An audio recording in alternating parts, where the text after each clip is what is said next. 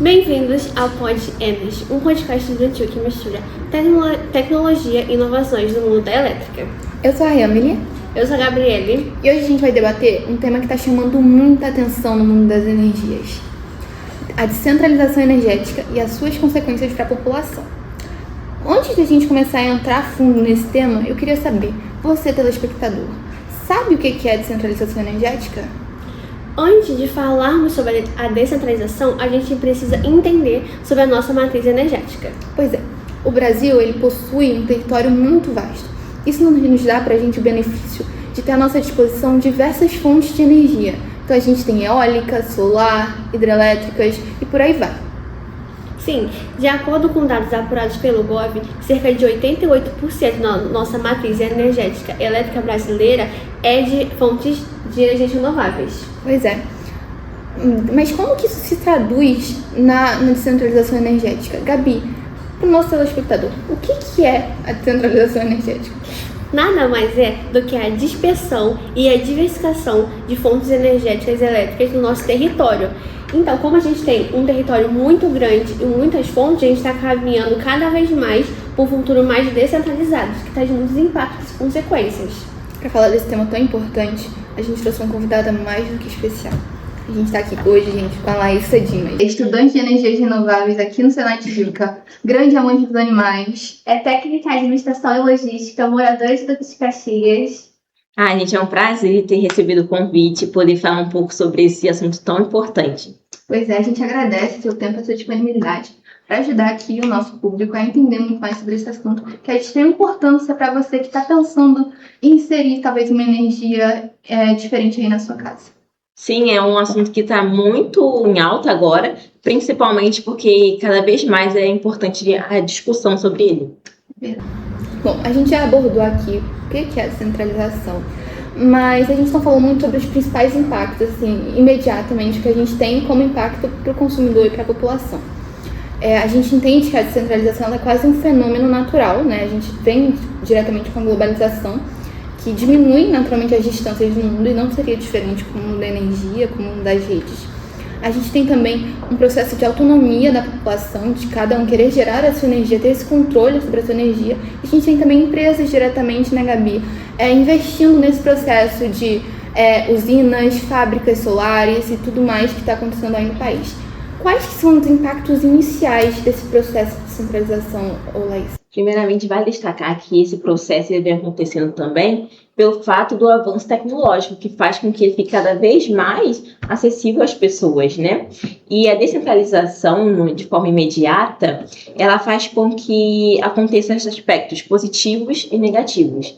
Como assim? A gente sabe que quando a gente tem algo mais centralizado, como era mais no passado, a gente sabe que a energia ela vai ter que sair da onde ela foi gerada até a casa do consumidor. E durante esse caminho vai ocorrer perdas, o que pode fazer com que a infraestrutura seja um pouco mais caro, que vai aumentar no final o valor da conta do cliente. Já na geração distribuída, descentralizada, pelo fato dela ser gerada perto do local ou no local que ela vai ser consumida, como na casa do consumidor que tem uma usina fotovoltaica, vai fazer com que ela tenha mínimo de perdas relacionadas ao período de locomoção da energia, o que vai fazer com que seja um pouco mais barata a infraestrutura por conta disso também, mas a gente tem que levar em conta que, por exemplo, usinas fotovoltaicas, ela é algo que pode ter altos picos, tanto de produção, em outros momentos ter uma queda, o que faz com que seja um pouco mais difícil de fazer esse controle.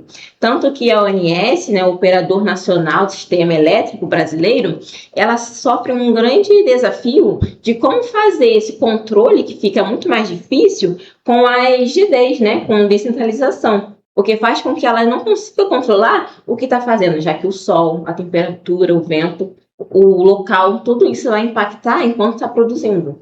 Pois é, então é basicamente uma situação aí de ônus e bônus, né? Exatamente, então vai ter os aspectos positivos, que por um lado a perda é menor, que pode auxiliar no menor custo, mas porém ela vai ter uma oscilação, ela não vai ser tão constante, e quanto mais ainda para a OMS, no caso, fazer esse controle do que está sendo injetado na rede local ali. Por exemplo, tem ruas que tem 3, 5 casas que têm usinas, já tem outras ruas que só tem uma. Então, essa injeção vai depender de cada localidade, o que se torna algo bem desafiador. Pois é, que situação difícil. Exatamente. Você bem falou sobre o problema na nossa infraestrutura e sobre o controle da injeção dessa energia no nosso sistema. A gente tem agora um problema bem grande que tem surgido, que é a inversão de fluxo. O que seria esse fenômeno? Você pode explicar para o nosso telespectador? Como que você enxerga isso? Quais são os impactos que ele tem? Então, gente, para quem é de casa, a inversão de fluxo ele vai estar diretamente com a descentralização. Por quê? Porque o fluxo ele tem uma característica que é o fluxo da energia saindo da rede elétrica para as nossas residências, para os comércios, ou seja, para o consumidor. Mas agora o fluxo invertido é o contrário, ou seja, vai ser do consumidor para a rede. Então, no caso das usinas fotovoltaicas, o que é excedente, o que a pessoa não consome, é injetado na rede elétrica. Então, faz com que ocorra esse fluxo invertido. Então, seria, no caso, essa explicação. É uma bagunça danada, né? Um vai e vem de energias que a gente não está preparado primeiramente, né? Sim, exatamente. Até porque o fluxo invertido ele não vai ter um valor definido. Ele vai mudar. E isso que entra em risco com a infraestrutura. Porque a nossa infraestrutura ela vai estar programada para receber apenas um fluxo, um sentido da energia. Ela não está preparada. Então, quando entra dois fluxos, tanto do consumidor como da rede, vai fazer com que ocorra uma bagunça, entre aspas, no sistema. E, por exemplo, sistemas de segurança, eles não consigam prever falhas por conta desses dois fluxos que ele está recebendo. O que pode colocar em risco tanto a rede elétrica, como também vai acontecer que não vai ficar regularizada, bem definida, o valor da corrente, o valor da frequência. Ou seja, pode acontecer também apagões, pode fazer com que essas oscilações também danifiquem aparelhos na casa das pessoas. Então, tem uma inúmera quantidade de problemáticas ou desafios que podem ser ocasionados por conta desse fluxo invertido. Dentro desse tema, Laísa, a gente tem a resolução 1000 da ANEEL, né? Que é a resolução, pessoal, que garante para você seus direitos e seus deveres como consumidor ou possível instalador aí de energia dentro da sua residência. Quais são o que o consumidor autônomo ele pode esperar como direito e como dever dele dentro dessa resolução? E quais possíveis atualizações essa legislação pode obter? Por exemplo, a resolução 1000 da ANEEL, ela vai definir direitos, por exemplo, que o consumidor tem quando relacionado à falta de energia, né, na distribuição de energia. E também os deveres, por exemplo, é que a gente sabe que tem que seguir certos padrões para a instalação da energia solar, até mesmo, né, da própria energia normal elétrica da concessionária. A pessoa tem que seguir padrões. E com a solar não é diferente. Então, é necessário, quando as pessoas forem procurar adicionar uma usina fotovoltaica, por exemplo, escolher um profissional que seja especialista na área. Porque hoje em dia a gente sabe que tem mini cursos para montadores, né, de sistemas solares, mas por fato de ser um curso com um período reduzido, faz com que muitas vezes essas pessoas elas não tenham um conhecimento tão detalhado relacionado a perdas, o dimensionamento. Então, a resolução 1000 ela vai relacionar tanto os aspectos de como instalar uma usina fotovoltaica, como também ela vai estar relacionada aos aspectos legais. Porque a gente sabe que se a pessoa fazer uma má implementação, ela pode colocar em risco também impactar negativamente o sistema de rede elétrica, né, assim, da localidade. Então, por isso que ela tem tanto direitos como os deveres que ela deve seguir à risca. Interessante isso que você citou, Laísa, porque eu sinto que o brasileiro, em geral, ele não tem muito essa cultura de segurança elétrica, mas acho que quando a gente trata principalmente de uma coisa tão nova quanto a energias renováveis, é muito importante que a gente trabalhe essa mentalidade do consumidor, né? Exatamente. É perfeitamente o ponto. Porque hoje em dia, apesar de a gente ter cada vez mais acesso às informações, e principalmente nas redes sociais, a gente vê que as pessoas ainda não respeitam os procedimentos de segurança, o que pode ocasionar risco para a saúde daquela família que está morando ali. Então, por exemplo, a pessoa colocar uma usina fotovoltaica em uma casa que a parte elétrica não está bem, não está correta, pode trazer diversos riscos. Então, do mesmo modo, a usina fotovoltaica ela tem que estar bem dimensionada para não ter sobredimensionamento. Ou seja, sobredimensionamento é quando a pessoa dimensiona uma quantidade bem maior do que ela vai consumir.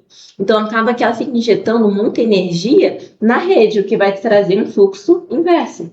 Então, tudo isso é necessário a pessoa ter esse certo conhecimento. Então, por isso que é importante a gente estar alertando as pessoas sobre os riscos e também sobre como elas podem ficar alertas.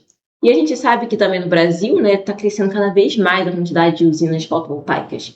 Então, talvez quem está assistindo a gente já tem uma usina fotovoltaica. Então, seria necessário a pessoa, se ela tem um pé atrás, que talvez ela está injetando muita energia na rede, ela trazer um outro profissional, que seria o diferente que fez o projeto para ela, e trazer a proposta para ele de fazer um comissionamento, ou seja, ele realizar ali uma fiscalização para ver se está tudo ok, se está obedecendo às normas da Resolução 1000, entre outras normas. Então, é importante a pessoa ela estar atenta e ela fazer também um papel de saber algumas informações, porque também para não estar correndo risco e também para ela estar assim dentro da lei. Pois é, telespectador, isso também está nas suas mãos. Principalmente sobre deveres. Eu acho que a gente acaba escapando da nossa mão. A gente sempre pensa muito nos direitos, o que a gente tem, Os benefícios que a gente mas vai não ter. pensa nos direitos e nos deveres que a gente tem e como isso pode nos prejudicar e acarretar em problemas. Eu acho que não só a OMS, não só a ANEEL, não só os órgãos e instituições têm deveres, mas também nós temos e tem impacto nas nossas ações. Acho que é importante que todos nós telespectadores tenham essa noção. Sim, e até os profissionais da área também, cada vez mais, né, e a ONS, entre outros, estão debatendo sobre esse assunto que a gente está falando agora nesse momento, a descentralização, e de ver sobre quanto está sendo colocado de fluxo inverso na rede. Tanto que, às vezes, a gente vê que essa discussão, né, tem gente que é a favor de delimitar um valor limite para que a pessoa possa ali injetar na rede, outros não, e a gente vai vendo que com esse debate que vai começando as ideias, né, de soluções. Então, por isso que é interessante a gente falar sobre esse assunto e fazer com que as pessoas se conscientizem, queiram saber mais sobre o assunto, porque a gente vê que o mercado em si ele já está migrando, né, para ver sobre o que podemos fazer sobre esse assunto, porque a gente não quer ficar sem luz. A gente não quer que venha queimar um aparelho, né? Um equipamento de uma empresa. Então, por isso que é tão importante. Ainda em termos legais, tivemos recentemente registro de curtamentos, que são cortes abruptos da geração de energia. A gente tem muito, ultimamente, essa geração de energia solar e eólica, que são consideravelmente imprevisíveis. Isso acaba diminuindo o controle que a ONS tem sobre essa geração de energia, sem contar também que a gente tem uma ampliação não registrada de usinas solares. Como é que você enxerga esse problema hoje? Então, tipo, o curtailment que a Gabi disse é basicamente o fato que eles cortam é para que não venha ter uma sobrecarga e que mude muito o valor da frequência, o que vai danificar os aparelhos de casa. Então, a gente sabe que esse problema ele pode vir crescendo se a gente não tomar certos tipos de ações.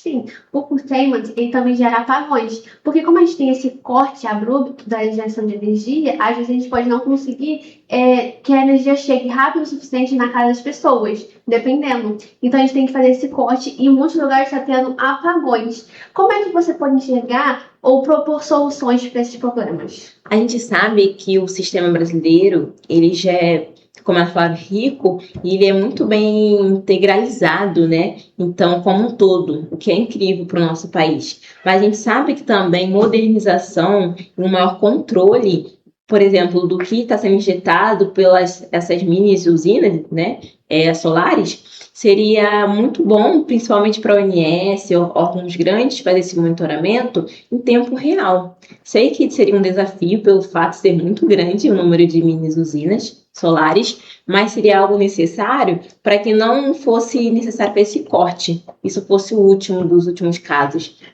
Eu vi alguns casos de monitoramento a partir de drones, de pequenas usinas. Isso está sendo estudado? Tem smart grids também. Pois é. Exatamente, como vocês mesmos falaram, o mercado trazendo diversas soluções. E, por exemplo, a gente também, além dessas soluções que vocês falaram, né, de produtos, temos também inversores, né, desenvolvimento de inversores, que além deles controlarem o que está sendo injetado na rede, mostrar o valor, você pode programar um valor limite. Por exemplo, eu quero apenas que durante o dia todo, apenas 10 watts seja colocado na rede. Então, é um valor só supositório. Mas você consegue definir um valor que você vai estar injetando na rede, o que já traz uma maior segurança. Incrível. E também, assim como a Gabi falou, esses cortes, muitas pessoas também têm fazendo estudo junto com as concessionárias de energia, né, distribuidoras, de elas conseguirem fazer esse corte remotamente ou enviarem um alerta, talvez por telefone, outro meio, mas que alerte as pessoas, né, os consumidores que têm essas usinas, que eles estão chegando perto de um limite que eles podem injetar na rede, ou falar para eles interromperem o que eles estão injetando. Então, tudo isso a gente vê que são novidades e talvez possíveis soluções. Além de, como a gente falou, da infraestrutura, modernizar ela, fazer com que ela seja, utilizar equipamentos nela, que seja possível suportar 2 fluxos, que já vem sendo feito estudos também de equipamentos para que eles suportem fluxo inverso e assim eles não fiquem embaralhados, assim, confusos e não venham a funcionar. Pois é, gente. Eu acho que não só a gente com esse diálogo, mas nosso telespectador também teve como conclusão com toda essa conversa que todos esses temas estão interligados e todos os impactos a gente conseguiu entender bem com a sua explicação, Laísa. Eu queria agradecer, porque foi um prazer poder falar um pouquinho mais, tentar explicar de forma didática para as pessoas o que é descentralização, os impactos, para não ser algo assim que as pessoas fiquem sem rumo, logo tomando lado, tipo, é algo ruim, ou é algo ruim, é algo bom. Então, na verdade, ele tem 2 lados, né? Tem os aspectos positivos e os negativos. E que a gente pode trabalhar em cima disso para que a gente consiga melhorar cada vez mais e que a transição energética que a gente está vindo junto com a descentralização seja algo acessível e que a gente consiga controlar ela, fazer de modo organizado.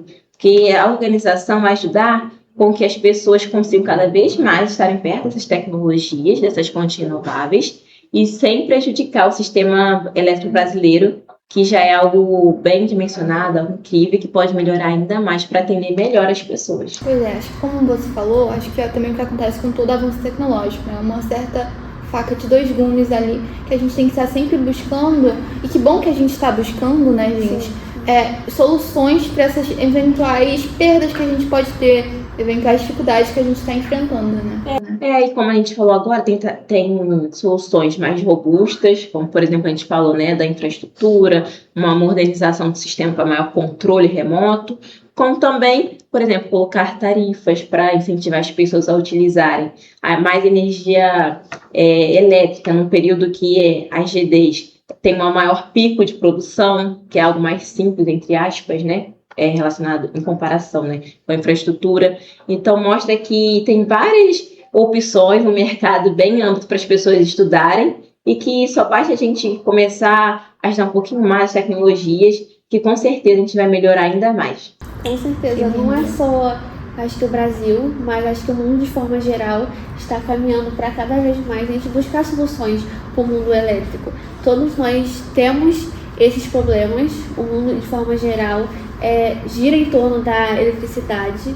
Então é isso, em busca das inovações, da resolução dos problemas que a gente tem e investir nas gerações. Pois é. Laísa, a gente agradece muito a sua participação hoje. Eu tenho certeza que o público lá de casa também está muito grato pela sua explicação. Eu acho que tirou dúvidas que eu nem sabia que eu tinha ainda sobre o tema. Então, assim, foi maravilhoso. Obrigada. E fica o convite para as pessoas pesquisarem um pouco mais ainda no nosso blog sobre os assuntos. Nosso jornal. Isso, e continuar vendo o podcast.